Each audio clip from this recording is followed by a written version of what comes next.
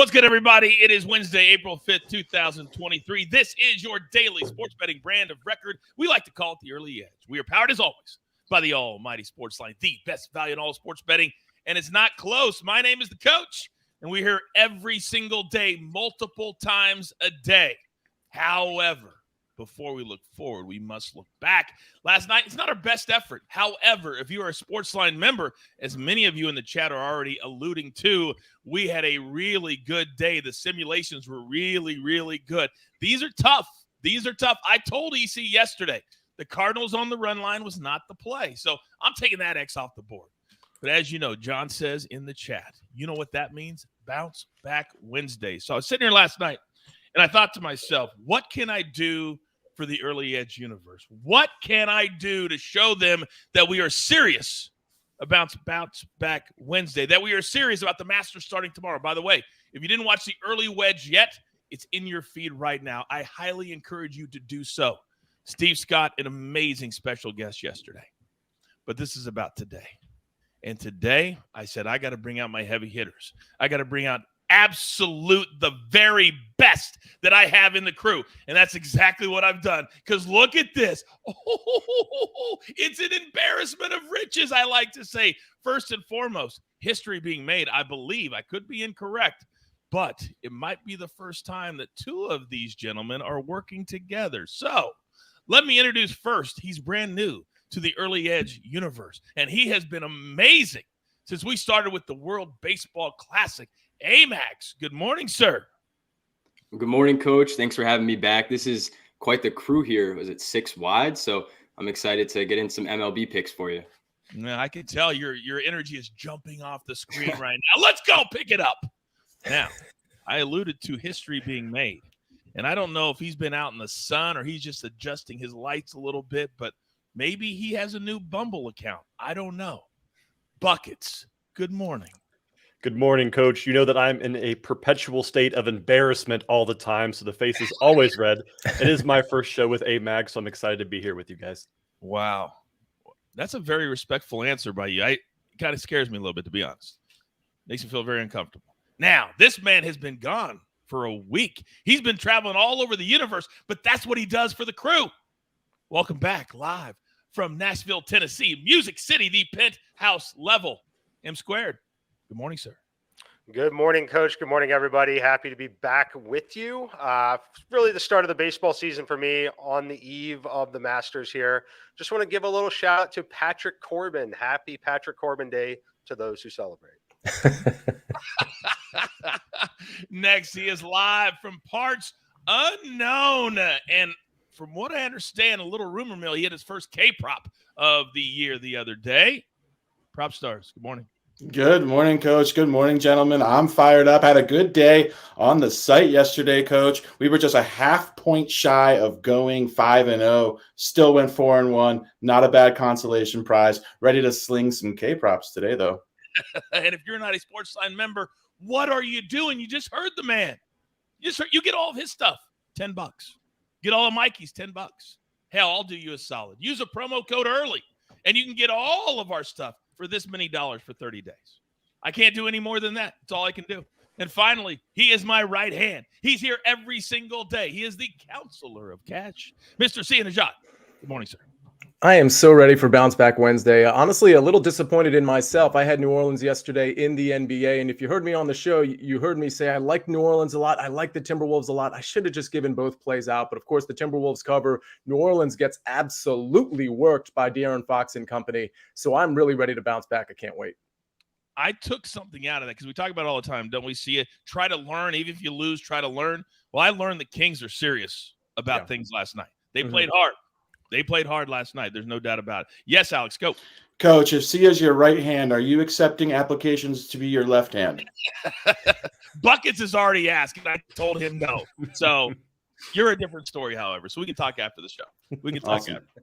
All right, let's get into it. No storylines today because we've got a lot of fade or follow on our marquee matchups. It's a full slate during the day. It's kind of cool. Today, mostly day for baseball, and then mostly night for basketball. So we got the Phillies and the Yankees. Yesterday, the Phillies got it done. Zach Attack on HQ called it.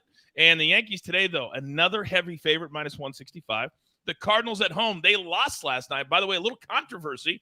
One of their players and the manager, he questioned his effort, said it was unacceptable. So I think today we'll see a motivated Cardinals team at minus 135. And finally, the Brewers are a favorite, minus 135. Amags, you are brand new to the brand. I'm going to let you go first. Of these three favorites, which one do you like to win? Well, you see the hat, Coach. Give me the Yankees. I'm going to take, them after the duck they threw up last night. They had Aaron Hicks, Higashioka, and IKF all in the lineup.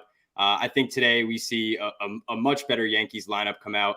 And Garrett Cole on the mound. I know he faced off against Aaron Nola, but Nola really was not good in his first start of the year. And as we saw Garrett Cole, he absolutely crushed it with the K's. So give me the Yankees. Okay, Amags got the Yankees. Let me come to you, Mikey. Of the three favorites, which one do you think has the best chance to win today? I think it's the Yankees as well, honestly. It's kind of silly to say that. They definitely have the best chance to win based off the money line as well. But I like them in this spot. It's a terrible hitting environment today. Going to favor the pitching on both sides. I think that the Yankees offensively going to be better and able to still eke out runs in this particular situation. So it's going to be the Yankees for me. A second choice on that one would probably be the Cardinals. Have a little weather concerns in that game, though. So I'm going to go with the Yankees here. All right, so a little backup for the Cardinals. Proppy, let me come to you. Are you going to go Yankees 3 for 3, or the Brewers have been really good the last couple of days against the Mets?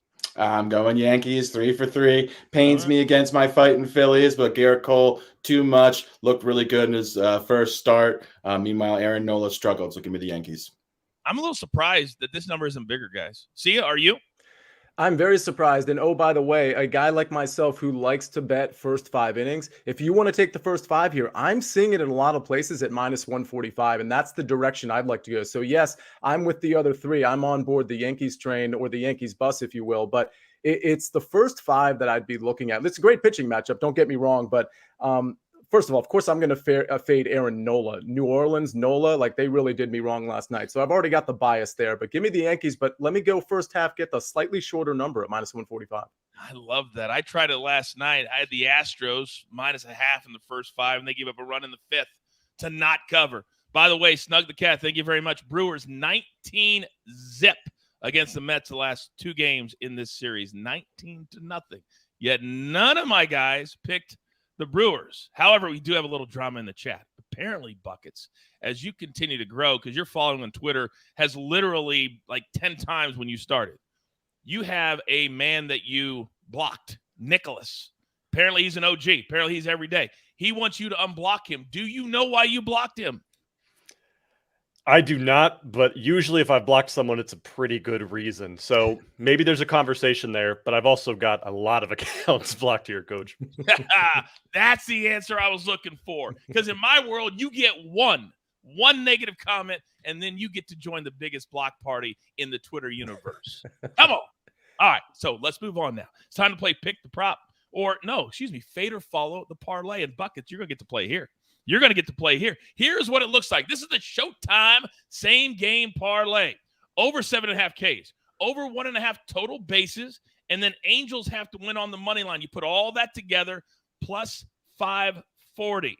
Amags, I'm coming to you first. Are you fading or following our Shohei Showtime parlay? Yeah, so I actually don't hate this parlay. I know it's plus 540, but I really don't hate it. The only piece that makes me want to fade it is that money line on the Angels. I hate putting the money out there on the Angels really any day, but if there was ever a day to back the Angels, it is when Shohei Ohtani pitches. The Angels are 29-24 when he is starting. So I will follow on this one, but like I said, just that one little piece is maybe the reason I would fade it. And that last number, 29-24, might be the reason he bolts after this season, because he feels like he's wasted on the mound every time. You can't win more than 53% of the time. Buckets, are you fading or following the Showtime parlay? Coach, I've got a pretty good track record in the MLB right now, so I'm a little worried to jump on this, but I'm actually going to play this and to follow this parlay, and here's why. I don't know a ton about the Major League Baseball, but I do know that if Shohei Ohtani is the pitcher, as Amag said he is, pitchers aren't really known for their hitting ability at all. So I'm expecting Shohei maybe to have a couple cheeky little bunts here. Maybe he gets 2 singles. That's what I'm banking on. I'm following this, Coach. Did you just say that he might bunt twice for singles to get his 2 bases? He's the pitcher, right? Isn't pitcher the guy who always just kind of you throw him in because you have to? Yes, but not this guy. This guy's like Babe Ruth. This guy's an amazing hitter. And we all know who Babe Ruth is, so that makes sense, and we don't need to explain that. Oh my God. Mikey, please save me before I lose my mind. Mikey, please, are you fading or following the Showtime parlay? I'm going to fade this one here. I'm a little worried about the Angels money line, a little worried about the K prop side of it actually here on Ohtani. I haven't projected right at 7. So that's going to be the 2 legs that worry me the most on it. So he's an incredibly talented player. He could definitely have 10 strikeouts, definitely win, definitely hit a home run. However, I think this is an interesting spot to fade it. I think he ends with 7 strikeouts in this game. Okay. And I know your numbers are very efficient in your model. By the way, Jai Regis is just laughing. Everybody's laughing. Buckets, you're too much for me. All right, Proppy. I know sometimes you get embarrassed to be around this immaturity. That face. Do you like this same game parlay or not? How could I even give a take after Buckets so eloquently just slaughtered that take? I'm his campaign manager, Coach. So all I have to say is Buckets 2024. I'm just going with Buckets. Let's follow. Okay, Sia, talk to me. The line of the year so far in 2023, and it's only April, is Shohei Ohtani may have some cheeky little bunts. That was epic. Thank you so much. Yeah, I'm going to fade this. And it is because of the strike. I'm not a strikeout guy. I don't break down strikeouts, but 7.5 this early in the season, it does seem a little high. I do like the Angels money line, but that's not a huge surprise. They're favorites here with Ohtani on the mound. But yeah, I'll probably fade the strikeouts part of it. I don't hate it. It's a good number at plus 540. It's just the strikeouts that rubs me a little bit the wrong way. All right. Stefano says it's Buckets world. We're just living in it. Truer words have never been spoken. All right, we got one more pick the prop to go, and I can't wait for that one. But before we do that, I've got expensive talent. You guys know that. Here's a word from one of our incredible partners.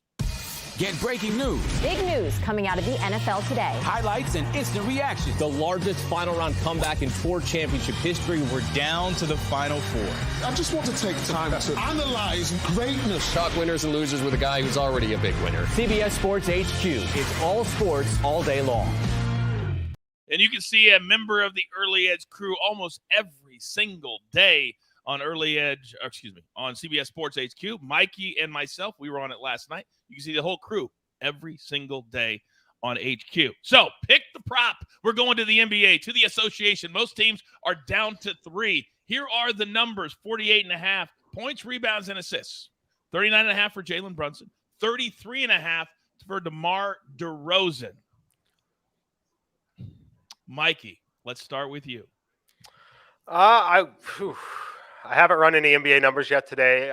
Based off of what I've seen up here, I think Brunson is probably where I would lean. But you got to be very, very careful betting NBA at this point in the season, as not all teams are highly motivated to win basketball games here.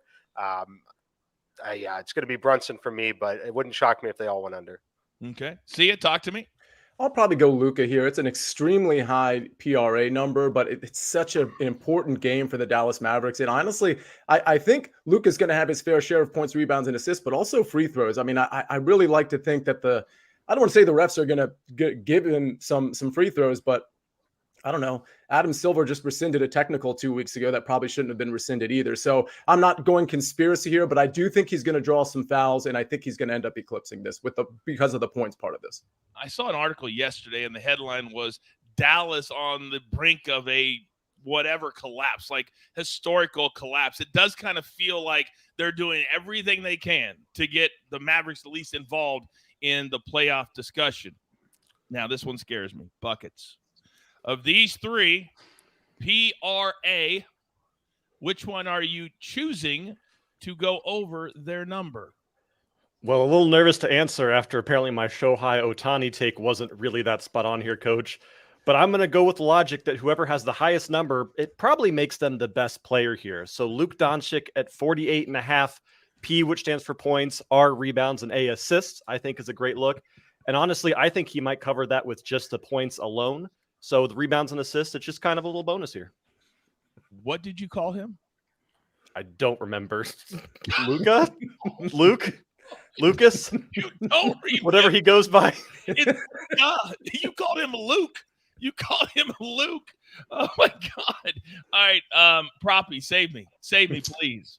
Give me Jalen Brunson. I think Jalen Brunson is probably the most underrated player in the NBA right now. He would have accepted a 4-year, $55 million extension from the Mavericks, who were unwilling to pay him. He has been absolutely sensational in his debut season in New York, exceeded all of the expectations out there. I also think he deserves some serious consideration for third team all NBA. Unlikely to get it, but this guy has been phenomenal. The biggest all-star snub of the year as well. I am so glad you brought that up. The size of the chip on his shoulder tonight is going to be monumental. Monumental. He wanted to stay in Dallas. That's where he wanted to be. They wouldn't pay him. Nick says, we'll pay you $25 million a year, and he has earned it every single step of the way. Now, this fall, we could not be more excited as we continue to grow here at our great network, CBS. We've got a brand new league coming your way.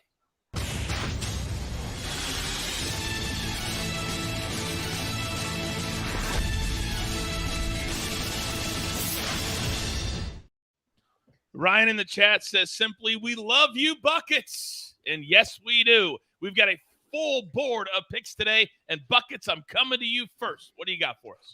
Finally, we get to talk about something I actually know a little bit of what I'm saying here. So we're looking at the Coppa Italia matchup between Cremonese and Fiorentina. This is a cup match, so it will not be listed under Serie A on the sportsbook. It'll be listed under Coppa Italia. And I'm taking a bit of a weird angle here because cup games in general are a little bit bizarre in nature. We're looking at Cremonese over 2.5 cards at minus 115 right now. Cremonese is a side in Italy that has won one league game all year. But in cup play, they're different. They knocked out Napoli and Roma to get against this Fiorentina squad. But one thing is certain about this team. They are the underdogs, and they are the type of underdogs that play aggressive, physical, and downright violent when it comes to their soccer. They have hit over 3 cards in all 3 of their cup games, getting 4 in the first game, 5 plus a red in the second game, and 4 in the third game. And Fiorentina is much, much quicker. They are going to punish Cremonese on the counterattack. And when you get punished on the counterattack, sometimes the right thing to do is foul. Take the cards here. It doesn't matter who wins. It doesn't matter who scores. You're just cheering for a little bit of a chippiness on the pitch here. Oh, I like chippiness. And just like in the NBA, you see what Buckets is doing there for those of you brand new to soccer betting, getting creative. When it's difficult to pick a side because of motivation, because of players being injured, you figure out other ways to cash tickets. Buckets, well done. Well done. Good start. All right, now, Proppy, I'm coming to you because whenever you start talking K-props, I start to listen. You're up, big boy. Yeah, we're back in the streets, slinging K-props. Not a lot of NBA props out. I will have some NBA props later on, though, going to appear on the site. I will also have an article that will be coming out this afternoon, so stay tuned for that. In the meantime, let's stick with MLB. We're going Jesus Luzardo under 6.5 strikeouts today, going against the Twins. Twins have been really good this season, and from a K standpoint, the 4th lowest K rate in the league. They've also crushed left-handers when they've faced them. I think this number is just a little bit too big. Should have been 5.5 in this matchup in particular. Luzardo's got some really good stuff, but yeah, I just think that the Twins very disciplined at bats, and yeah, it's going to go under 6.5. I love this play. Right now, you know, managers are not going to push their pitchers any farther than they feel comfortable with. Right? It's not going to be like June or July when maybe we start to see 7 and 8 innings from starting pitchers. All right. Buckets is gone. Proppy is gone. M squared. There is a team that last night I was really worried until they went nuts late in the game. They're undefeated, and you like them today? Sort of. Talk to me. Yeah, definitely like them today, Coach. It's the Tampa Bay Rays. We play them on the first 5 team total, over 2.5, minus 110. Unfortunately, this line has moved to a point where I can't really recommend playing it at minus 140 at this point. I made the number minus 133 as Chief is definitely getting sick live on the show here right now. But anyway, I like this spot. It's Patrick Corbin Day. We're picking on Patrick Corbin here. Guy's been absolutely terrible, especially against right-handed hitters. This Rays team is going to platoon like crazy. I'm projecting 9 right-handed hitters in this lineup today. Really strong hitting environment overall, very low air density index with warm temperatures, winds blowing out. Pretty unusual weather for this time of year, this early in the season in this particular ballpark. We're going to pick on Patrick Corbin here. K rate below 20. Giving up 1.8 home runs per 9 innings. Great spot to back the Rays to have a 3rd run by the end of the 5th inning. All right, very good. Mike, if you need to go handle Chief, you go right ahead, buddy. Go ahead. Go ahead. Old Chief, he's one of our favorites. We got plenty of mascots here at the Early Edge if you're brand new. We love them all. We love them all. Dogs, cats, we got it all. All right, Amags, with all due respect to you, I think you know by now how much we revere the maestro spot on the show. You just haven't quite been here long enough. But you're getting there. But you're close. You're up next. Yes, sir. Well, I have to obviously give the maestro spot up to Sia. He's been crushing it in pretty much every sport that he touches. So I'm going to take the Miami Marlins game and the Twins, just kind of go to the other side of where Proppy was. And I'm going to go with the over on Pablo Lopez strikeouts. He's at 6.5. Last year, K per 9 was almost up to 9. And when you look at this Marlins team, 31 strikeouts in the last 4 games. There's a ton of swing and miss here. This is also a bit of a weird game where it's a 110 matinee.